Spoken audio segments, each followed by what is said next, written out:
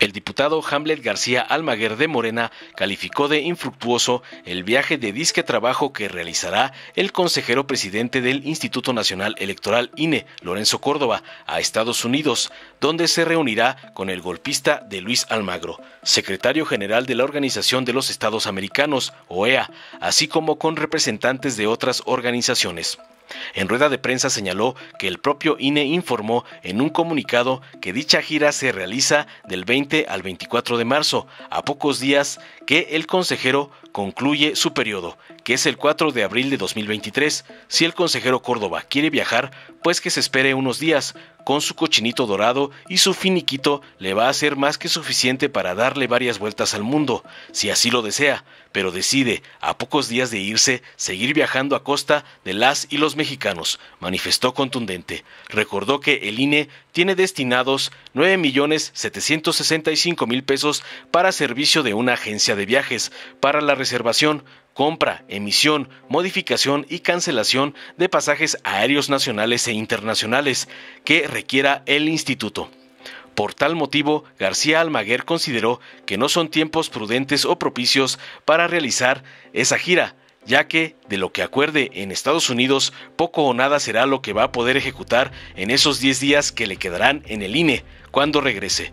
Los acuerdos que tome, ¿qué efecto práctico van a tener? Es turismo a cargo de los recursos de los ciudadanos, sostuvo. Abundó que solicitarán más información sobre esta gira y también lo harán del conocimiento de los órganos de fiscalización y de auditoría del INE para saber si esos recursos provienen de los contratos, finalizó contundente. Veamos enseguida cómo Hamlet García despedaza a Lencho Córdoba por su infructuoso y oneroso viaje a los Estados Unidos a cargo del erario, a pocos días de dejar la presidencia del INE. ¿Qué tal? Muy buenas tardes a los compañeros de los medios de comunicación y a quienes ven también estas conferencias a través de las plataformas en YouTube. Vamos a iniciar con un video de una parte muy emotiva del discurso del presidente de la República, Andrés Manuel López Obrador, en el Zócalo capitalino. Este es el núcleo del mensaje, muy digno de ser resaltado en una fecha como hoy, aniversario del natalicio de Benito Juárez. Por favor. ¡Pensionismo! ¡No! ¡Oligarquía!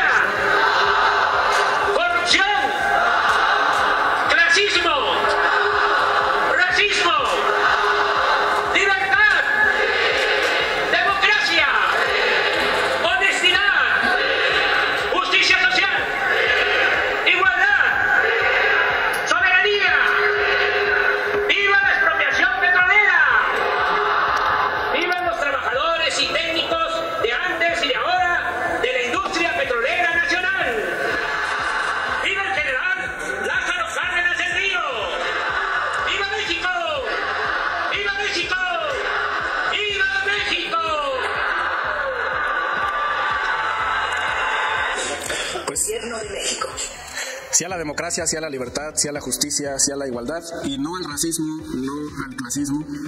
Para quienes dicen que el pueblo no existe, el pueblo existe y se manifiesta libremente en las plazas públicas del país.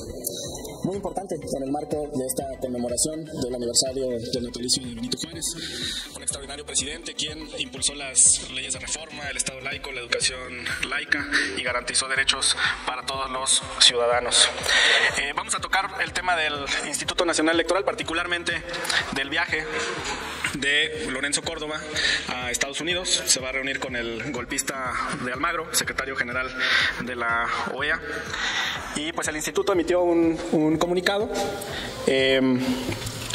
Aquí hay un tema pues particular sobre los recursos que se utilizan para este tipo de viajes. Nosotros ya les habíamos adelantado sobre el contenido del órgano interno de control, de su informe anual, en el que señala claramente las partidas. Y ahí hay un contrato alusivo a los viajes, tanto nacionales como internacionales. ¿Te puedes brincar esa diapositiva, por favor? Es un contrato por 9.765.000 pesos. Ese fue avalado en una tercera sesión ordinaria del 2022, el 2 de marzo del año anterior. Y el concepto es servicio de una agencia de viajes para la reservación, compra, emisión, modificación y cancelación de pasajes aéreos nacionales e internacionales que requiera el Instituto Nacional Electoral. Es el número 5 de la tabla. La clave del contrato contrato es LP INE-21-2022 y el monto por el que fue adjudicado fue 9.762.112 pesos. Porque nos han estado preguntando a través de las redes sociales cómo se financian este tipo de viajes al extranjero de Lorenzo Córdoba y de otros consejeros. En esta ocasión creo que de manera excepcional no lo acompaña Ciro Murayama, pero sí va el consejero presidente al extranjero y ese es el contrato, esa es la clave y ese es el monto de los recursos asignados. El presidente de la República también en el discurso en el Zócalo se refirió a quienes van al extranjero, particularmente a Estados Unidos, en momentos decisivos para la República como el que estamos viviendo. ¿Puedes poner el video, por favor? Los millonarios pedían que fuera la intervención. A los Estados Unidos fueron a poner su queja. No suena, no suena, no suena.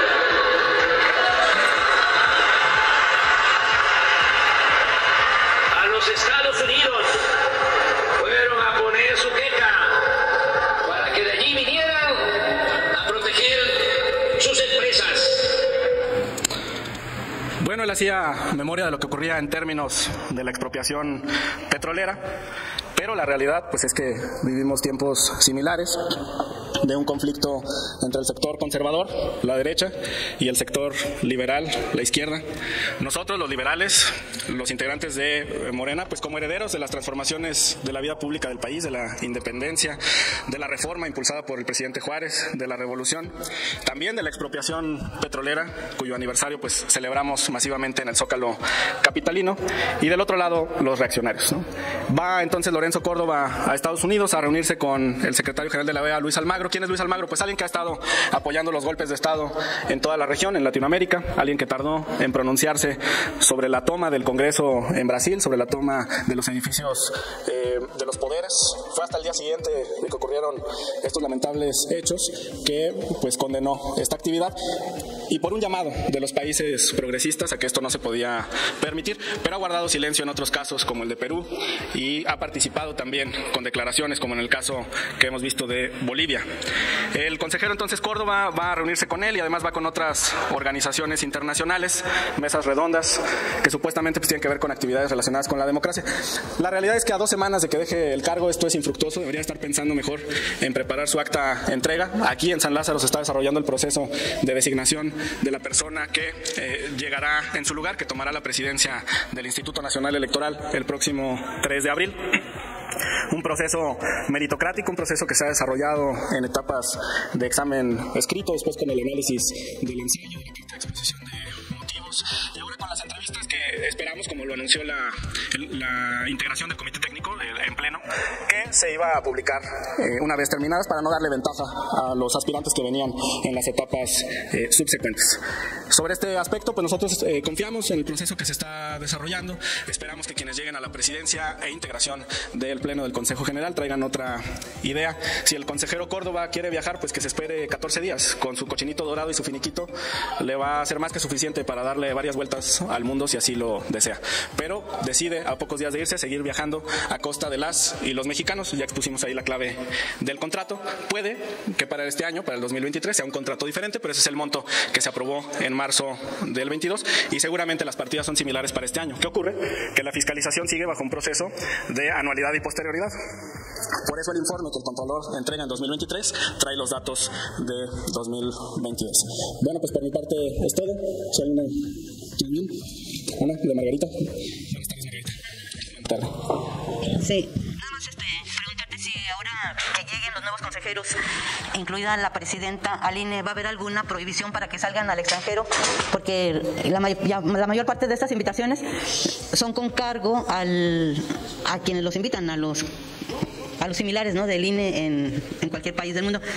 Ellos no, bueno, de acuerdo como han establecido los consejeros, entre ellos Lorenzo Córdoba, que ellos no erogan nada, no va a cargo del erario ni del instituto, sino que van invitados con todos los gastos pagados. ¿Ustedes van a poner una prohibición para que los consejeros, en este caso la presidenta, vaya a reunirse con sus similares de otras naciones? ¿O cómo le van a hacer para terminar con estos viajes? Y la otra también, en estas entrevistas que se han hecho a los aspirantes, a consejeros, pues hemos visto toda la la mordaza que les han puesto a quienes salen de las entrevistas, que incluso es tanto deshonroso, yo creo, para ellos como para uno de reportero, estarlos esperando en la calle para que puedan hablar y bajo la consigna de que no tienen que decir nada. A esto ustedes les llaman transparente y abierto este proceso. Gracias. Y ya, para concluir, tanta credibilidad va a tener quienes lleguen allá al Consejo General del INE cuando sabemos que, aparte de la intervención que tuvo el Trife para que fuera una mujer la que ocupe el cargo, pues en Morena pues ya está designada la presidenta, que sería Berta Alcalde. ¿Qué tan legítimo es? Porque legal pues sí va a ser, porque lo van a escoger aquí, pero la legitimidad que tienen estos procesos, y sobre todo cuando se hace gala de la transparencia que hay en Morena y sus aliados. Gracias. Gracias, Margarita. Bueno, primero, aquí tengo el comunicado del instituto y en ningún lado dice que los gastos sean a cargo de alguna de estas instituciones que enuncian. Había que preguntarle a Almagro si le pagó el viaje. Yo no creo que la OEA esté pagando el viaje. Independientemente de eso, pues no son tiempos prudentes o propicios. ¿Qué va a acordar o qué va a construir? Lo que acuerde allá, ¿qué va a poder ejecutar en estos 10 días que le quedan? Cuando regrese, me refiero, está 2 semanas, se va 4 días, cuando regrese le van a quedar 10 días.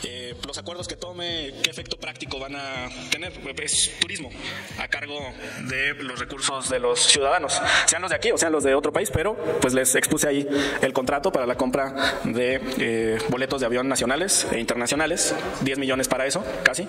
Supongo que de ahí salen los recursos, si no, ¿para qué celebraron ese contrato de pasajes de avión? A lo mejor allá le pagan el hotel o lo invitan a comer, habría que preguntarle para que tengamos un reporte. Es muy interesante la idea que manifiestas sobre las restricciones para salir del país, porque por ejemplo el presidente de la República las tiene a partir de ciertos días, tiene que solicitar una autorización al Congreso. Me parece prudente que los titulares de los órganos constitucionales, si van a tener viajes extensos, soliciten autorización. Imagínate este tema siendo discutido aquí en la Cámara, ¿no? Si a 14 días de irse se le concede o no la autorización para salir del país, porque se puede prestar con otro tipo de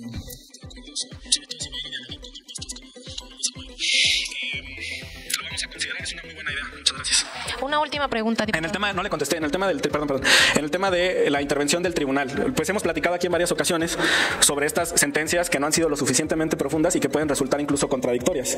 Por ejemplo, el caso de la persona no binaria, en esa sentencia el tribunal no dice si puede integrar o no la quinteta para la presidencia del instituto, entonces no ha detallado esa parte. Sé que el diálogo con el tribunal va a seguir su cauce y esperemos tener todos esos datos. Las entrevistas, según lo dijo el propio comité, van a estar almacenadas y las van a hacer públicas.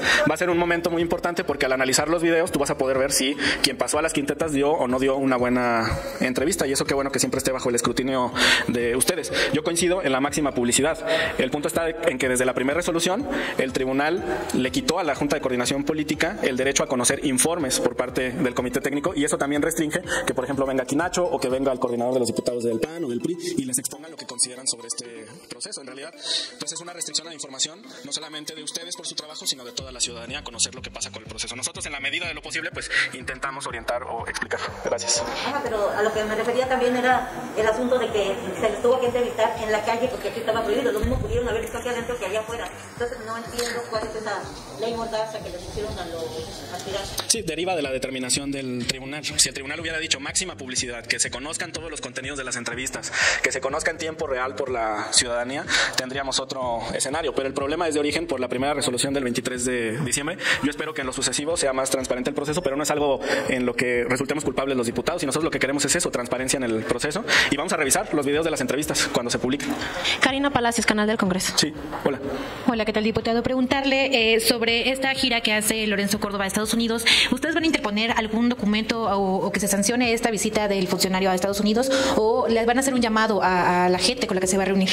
Vamos a solicitar información al instituto y también lo vamos a hacer de conocimiento de los órganos de fiscalización y de auditoría para saber si esos recursos provienen de los contratos que aquí expusimos o si son versiones más actualizadas, porque estos son contratos del 22. Hay que ver si se celebraron por 12 meses o por 10 meses, porque son contratos de febrero o marzo del 22. Hay que ver si los cerraron a diciembre del 22 o si son multianuales y alcanzan hasta estas fechas de marzo del 23, para saber de dónde provienen los recursos. Y eso se puede complementar con la idea que tuvo Margarita sobre la restricción de los viajes internacionales de los titulares de órganos autónomos. autónomos. Pero lo primero antes de denunciar es conseguir la información. Nosotros llamamos al instituto a que sea transparente en este caso. No lo ha sido, por ejemplo, en el tema del cochinito dorado. Solo transparentaron la parte del finiquito en sentido estricto, pero nunca han dicho a cuánto asciende el seguro de separación individualizado. Esa es la parte pues más robusta de esta alcancía dorada, es en la que hay más millones. Pero vamos a solicitar esa información. Ok, en otro tema, y aunque sé que no es un tema de aquí de Cámara de Diputados, sino de Senado, quisiera conocer su opinión respecto al veto de comisionados del INAI que ejerció el presidente López Obrador, y en este sentido pues también es una institución que está al borde de la inoperación por la falta de funcionarios. Claro, yo estoy de acuerdo con lo que decidió el presidente de la República. De hecho, nosotros en este seguimiento del proceso que estamos realizando de los integrantes del Consejo General, tenemos por ejemplo estas listas que son de quienes avanzaron en la etapa, pero en esta columna de acá vas a poder ver que está un número. Ese número es el resultado que tuvieron en el examen escrito. ¿Por qué? Porque como el presidente de la República lo señaló, pues le pareció inadecuado que alguien que hubiera tenido el segundo peor resultado de todo el concurso llegara al pleno del INAI. Entonces, bueno, la propia Constitución establece que después de este veto ellos, por el 60% de los presentes, pueden aprobar una nueva designación, puede haber un segundo veto y entonces ya una tercera ronda en la que ellos designan directamente sin estas posibilidades. Pero yo con mucho respeto pues invito a mis compañeros de la colegisladora del Senado a que desarrollen un proceso privilegiando la capacidad de los perfiles. Así se está haciendo aquí en la Cámara de Diputados. Por eso el primer filtro fue el examen. Quien tenía un mal resultado en el examen no avanzaba y no podía ser designado consejero del INE. Y sobre la inoperatividad, sé que para las resoluciones se requieren 5, pero siguen estando 4 de los 7, digamos, para temas administrativos. No va a cerrar las puertas el instituto. Se puede resolver de manera pronta. Seguramente el Senado va a realizar esta designación en las próximas semanas y además viene otra vacante muy pronto. Entonces, en ese proceso también que va a empezar a correr, supongo con una convocatoria distinta, pues el Senado va a actuar debidamente. ¿Va? Pues muchas gracias a todas, a todos. Y lo de ayer en el juego era safe.